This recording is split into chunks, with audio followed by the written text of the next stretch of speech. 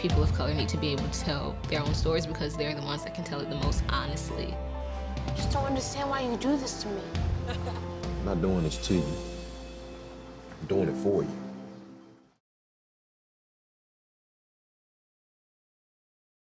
I mean, let's start at the beginning. Can you give me your story to where you are today? Yeah.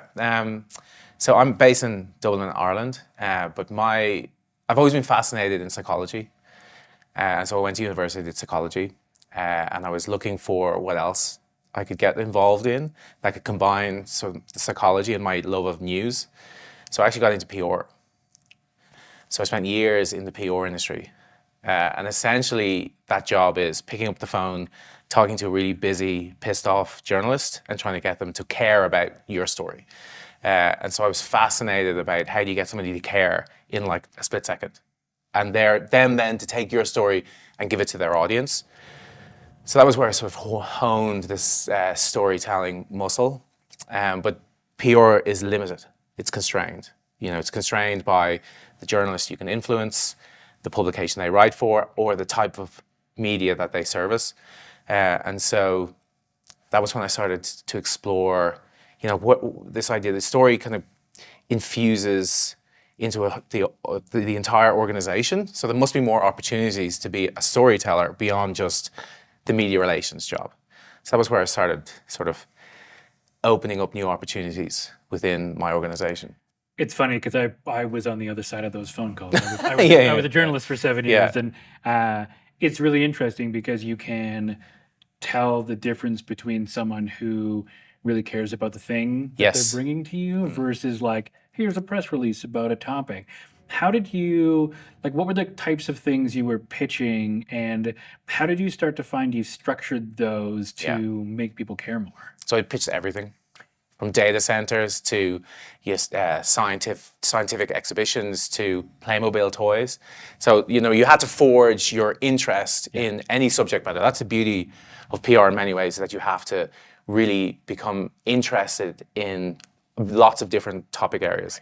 But caring is the difference maker. So when I had a team, when I ran the technology division of Fleischman Hillard, I wanted to bring people who cared about the subject matter, but also that when they landed a story, that was a huge thrill.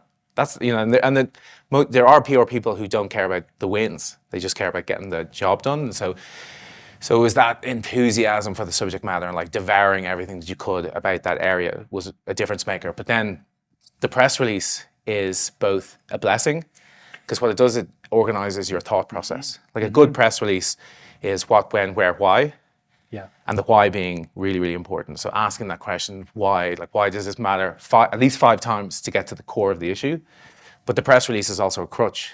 So you can see, especially junior PR people, back when I was working, when it was very paper-based, if you can imagine, would be picking up the phone with the press release in their hands, shaking, reading the press release to the journalist, as opposed to picking up saying, you should write this story because it's on your beat and you're going to care about it, and it's different to any other story you can get about this subject matter right now. Right? It's really interesting you say the 5 whys. Like, we use that as such a basis for story finding, right? Yes. It's like when you talk to someone and they go like, this is what I do. Yeah. And you go, why? Yeah. And you get a little bit deeper, and you get a little bit deeper. Yeah. It's really interesting to hear you say you were bringing that into the PR side of it, where you're going, why on the thing you're pitching. Yeah. How did that influence sort of the depth you were able to get to on those as you were trying to figure out how to pitch them? Well, I give the data center example. In my mind, I was like, how would I use that for a data center?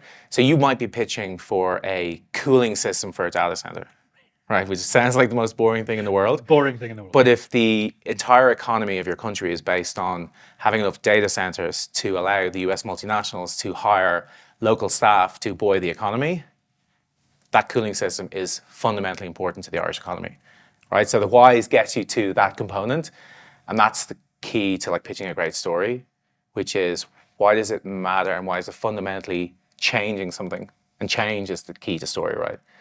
It's the tension within the change.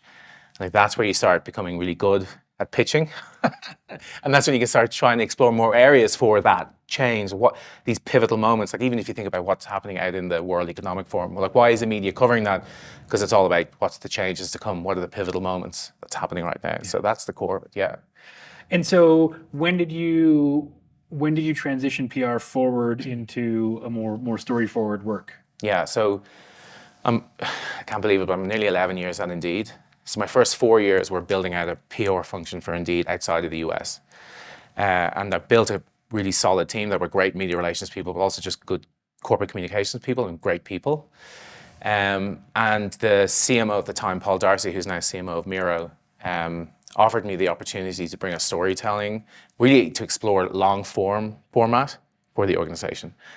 And that's why I jumped at that opportunity, because I felt like, well, I didn't know what I was doing, but I was like, this is a great opportunity.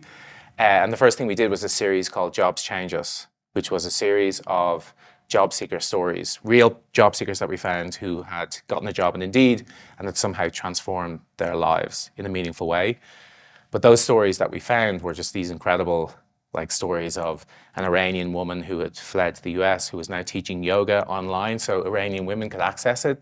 You know, a wrestler who is on the kind of backyard wrestling scene, but also when he's not wrestling in the ring, he's taking care of an autistic boy, right? So and that job he found on Indeed. So these transformational things.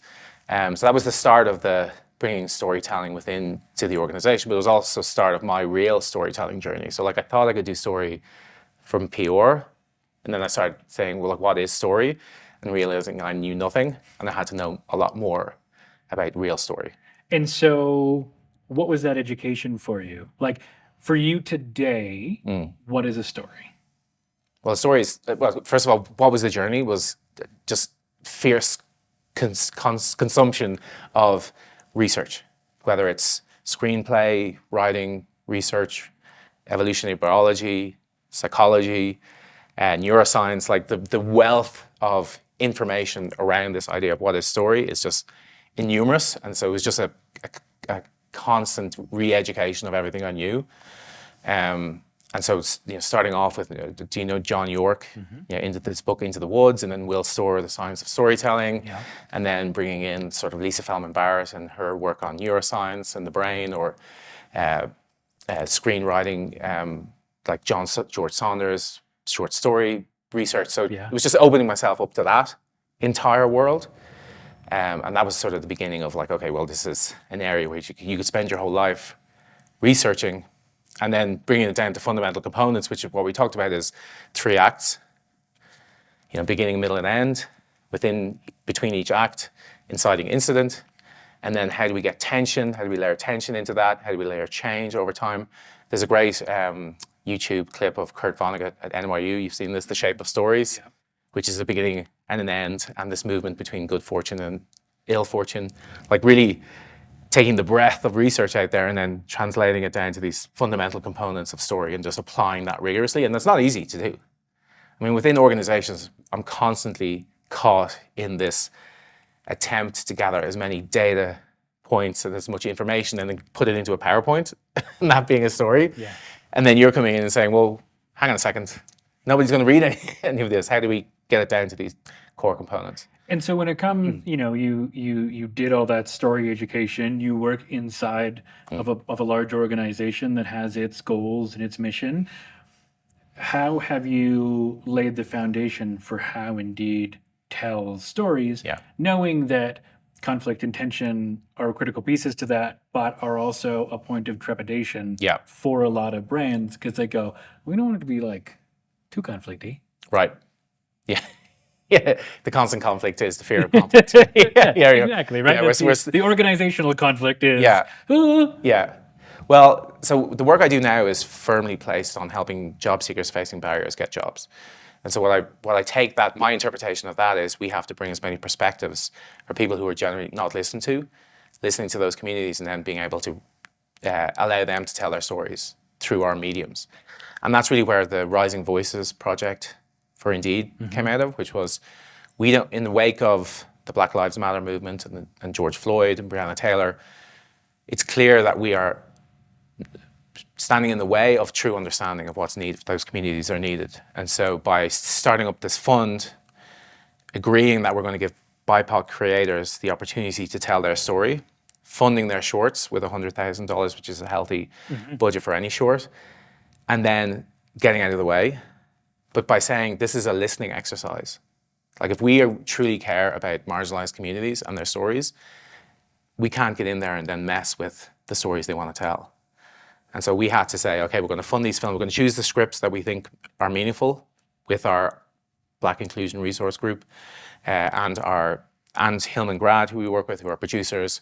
At the time, it was Ventureland and 271 Films. Select the scripts we find incredibly meaningful about it was the meaning of work. It's now the future of work.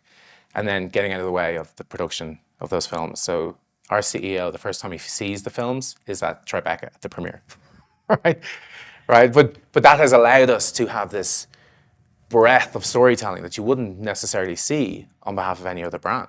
And so how do you sell that through? Yeah, I mean, we're lucky that we have a CEO, Chris Himes, who believes truly in the project. And now, well, one of the things is we have to put it into the frame of the brand. So the brand is building a better world of work, but it's also about talent is universal, opportunity is not. And so what Rising Voices is demonstrating, the talent is out there. It's not a talent problem, it's a network problem. And by doing, so we're season 4 of Rising Voices now, we've launched 30 filmmakers. They're a network, hiring each other, hiring the cast and crew. Like we've created 2,500 jobs within the Rising Voices system itself, but those people are now a network that's changing Hollywood from the inside. So it's the living embodiment of what we represent as a brand. And so when you can then reflect the project in that terms back to the brand team, back to the CFO, you get a better audience for that type of work. I'm so curious, because storytelling can be so confronting, and so by sort of untethering these filmmakers and creators from that responsibility, what is the risk you take on, and how do you process that risk? As all filmmakers know they're working for a brand, and so I think there's a level of respect that filmmakers have for the brand that is helping them make this thing. But it also isn't risk averse, right? How do you navigate that? How do you, from the brand side, look at these stories and choose which ones you are comfortable telling and which ones might not be a fit? So each year, so it's difficult, first of all. I'm not going to say there's an easy answer to there, but each year there's about 800 10-page scripts that come in the application process. And we read every single script. So we have a team of script readers who get us down from sort of 800 to 75. We have a core team that includes, I'm part of this process, where we read every single word of the 75 scripts, 10 pages each. And so we know then within that, we get down to a set of 20 scripts that are, these are things that you have to visualize on the screen and you can feel, well, do they connect to sort of things that we care about as a brand? But also Rising Voices itself is a launch pad for these directors. So once their script is selected, we facilitate their fame. We put them front and center. So, there's no real fear attached to that, because that they want to do the best project for them, for their vision, for the people they hire, and now for the Rising Voices community. So there's a comfort level that we just want to see great work, and that we're facilitating great work. How did you approach this as you were developing the idea? As you were looking at internally and going, we want to be better storytellers, we want to tell more stories as a brand, but there's this whole community that isn't getting the opportunity. What's the internal dialogue, and how did you pull the trigger on the first season? I think the first thing was to have the humility to realize we didn't know the answer to any of those questions. So we had an idea that, well, it takes about $1 million to produce a TV ad for the US market. And what if we took that $1 million and approached innovation the way we do innovation with our project, which is fund lots of little ideas and then find what's meaningful out of that. But we needed to meet partners who could help us navigate and to understand the system, because we're not in the entertainment business, we're in the job search business and increasingly the job matching business. And so that's when we met Hillman Grad, we met with Lena Waith and Rishi, and then Dominica and Constanza Castro from 271 Films, and they said, you're doing it wrong, right? The budget's too small, you're funding too many people, you're not thinking about film festivals, you're not thinking about distribution. And so our initial idea for Rising Voices is incredibly different to what we're doing now. But we had the humility to say we didn't know, and we had to listen. And so it was a real partnership to develop it. And so we had to lean on them to understand the system, understand if we were really building equity into the program, or were we just perpetuating the problems that already exist. And it was just a partnership, and it was purely at every interaction, taking their views on board, listening, reformatting, reframing, and we do it every year. We say, what are we doing wrong? And then we talk to the cast, the crew, or the cast and crew. We ask them what was their experience like, and then each class, we call them classes now, we ask them, and then we improve and iterate every year to ensure that what we're doing is both looking at the product, but also making sure that the program is helping and not hurting. So how do you measure that? What are you looking for within the program that goes like, okay, we took these steps forward this year, we got to fix this year? We look at satisfaction in the program, like did the mentorship help? Was the timeline long enough? Was it too short? Was it too intense? Was the budget, did it do the things we needed to do? Did we make our deadlines? What was the Tribeca experience like? We quantify and we survey every element of the program, and we look at it and say, did that meet the ambitions we had, and did it meet the needs of the participants? And that's just an ongoing process, and we'll never stop doing that. And how do you measure the success of the content? Like, what's the decision internally to continue investing these funds each year into this program? I mean, I think we look at the usual brand metrics. So does it move UAC with the brand lift studies in terms of the distributions we choose? So we did a big partnership with Screen Vision last year where we played the trailer in front of some of the big blocks, Oppenheimer. But we were very lucky that there was the Barbenheimer phenomenon, but also Blue Beetle. Like we played the trailer, and we did a brand lift study with Screen Vision, but we also played in select theaters the full 15 minutes of each of the films, which actually Oscar qualified all of the shorts, which is really meaningful. We look at the impact, the cumulative impact of the program to the people who've gone through it, what's happened in their careers, what are they doing now, and it's incredible to see, people who've been through the program who are now directing cable TV or directing episodes of Netflix shows, or have gone on to, a lot of the shorts have been optioned into feature films. So Gabriela Ortega's Huella has been made into a feature film with Sundance. Justin Kim is looking at getting his film Sarajin made into a feature. David Fortune's his Shoebox short went on, and he's now an AT&T Untold Stories filmmaker. Funchelli Yeo's Soft Sounds Appealing Fruit has been made into a feature film called Smoking Tiger. So we set out to change and give opportunity to talent. And so what the opportunity has turned into is a measure of the program. How do you take that? Like as a storyteller who went, we got this idea for Thing, and now it is almost growing on its own and sort of manifesting itself in these sort of really beautiful ways. Like as a storyteller yourself, what do you take pride in? I just enjoy being part of it. I take no ownership. I just sit back and say, I just have the posters all over my office that we make. We make posters for all the shorts, and my office is covered with posters. My wife says, stop bringing posters into this house. I watch the films over and over again. I just follow all of the directors on social media, and I just enjoy having the opportunity and the privilege to just be a tangential element of this entire program. So I just love it. Like it's literally, I'm 11 years in Indeed. I can see myself for 100 years in Indeed if I keep being part of just such meaningful work.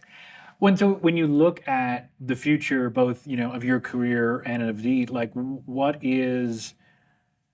do you think the next 3 to 5 years of brand storytelling look like? Like, how do you want to continue to move the needle? For me, personally, I just want to keep learning. So I think, foundationally, I believe that humans are meaning-making machines. We look for patterns in the world, and the patterns usually take the form of narrative.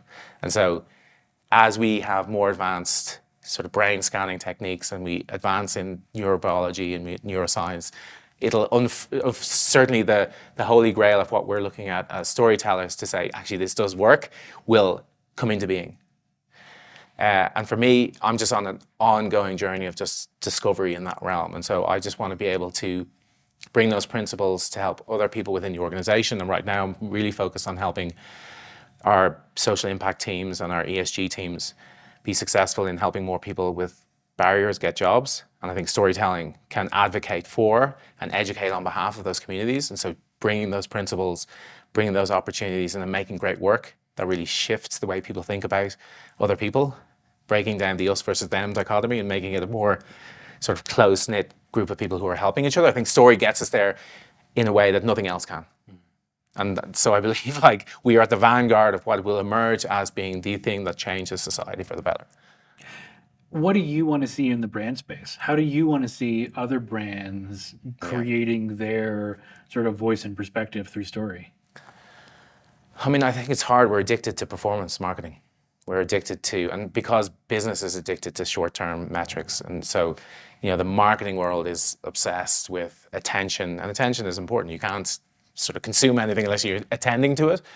But I think attention is a very important thing that we shouldn't be hijacking on behalf of brands. We should be producing content that is meaningful, that matters, and then the novelty of it will be the thing that consumers will then attend themselves to. And so I think we just need to try and, in some ways, break off the rabbit hole of performance marketing, being addicted to these metrics, which are short-term metrics, trying to hijack everybody's attention, which has led us down, I think, for very negative paths. And that, as a marketer, I care deeply about our impact in the world. And so I think if we can really get back to the principles of story, realize that the stories we put out in the world do have an effect on people, and just making sure that we're always bringing, positive, challenging work. It doesn't always have to be, joyous and happy. It can be sad. It can be there can be despair. There can be despondence, but for a reason, to wake ourselves up to the challenges that we face as a society. I think brands, in the storytelling space, the documentary films that we're showing here, the narrative films that we're showing here, are advancing our understanding of each other and the work that needs to be done. Amazing. Before I let you go, I have 5 questions for you. Okay, 5 questions. 5 questions. Rapid fire, right? Rapid fire. They're rapid fire-esque. And you haven't given these to me in advance. I have not given these to you. Well.